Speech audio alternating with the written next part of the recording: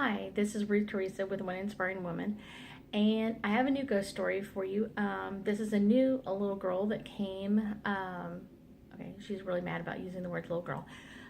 She is about 13 years old, and she has been with me probably about a week or so, and she's told me some of the stories about her life, which are kind of interesting.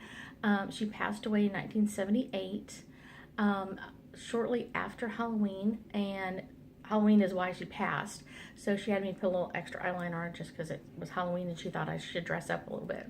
So um, she keeps giving me the name Hazi, and I'm not sure, she's not explaining why she's giving me the name Hazi. If it's a name, it's a nickname, it's a last name. I do feel like she had several older brothers, 3 or 4 of them. And each of them, something they're similar with all of their first names. So it could be that they all start with the same letter. It could be that they all have the same initials, something to that effect. But Hazi has been with me, like I said, for about a week, and she's kind of a cute little girl. A little sassy, I think, at times, but she's very adorable. She grew up kind of northwest of Houston. And of course that was 1978, so that was different boundaries than there is now.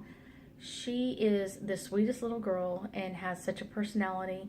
She was so excited the year that she passed, 1978, about going trick-or-treating, and this would be the first time that she would get to go and not have to do like the whole family thing. She would be able to kind of go on her own a little bit, so she was so excited. And several of the pieces of candy that she had gotten, she had consumed on her route as she went through different neighborhoods. Her and her family lived out in a rural part of town, and they went into town to go trick-or-treating at some friends' houses and in their neighborhoods and that sort of thing. And one of the candies she got was tainted with something.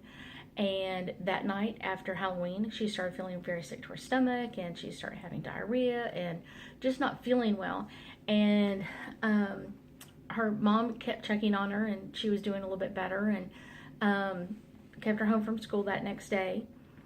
And then that's when things started to go bad. She had problems catching her breath. She couldn't hold down any food. After a while, things were starting to go downhill for her. And so her mom went and took her to the hospital, and they found out that she had some type of poisoning. It took them too long to figure out that she was poisoned from some of the candy that she had consumed, and she ended up passing. Her parents are still married to this day. They don't live in that same town. They moved away about 3 or 4 years after she passed. It was just too many memories for them to be able to handle staying there any longer. I feel like they moved up to the College Station area. I still feel like they would live out in a rural part, kind of away from town. They had land, I would say probably about 100 acres or so, and so they may have about the same now.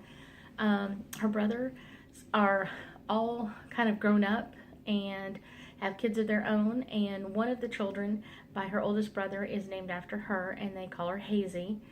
And so she's very excited about that, but she just wanted to come through and tell you this little story about herself. Like I said, she has the sweetest heart, and I hope somehow this finds her family, and her family knows that she's not mad and she's not upset, and she is just happy to be on the other side and to be able to see and interact with everybody in her family. So this is just a new ghost story from Hazi.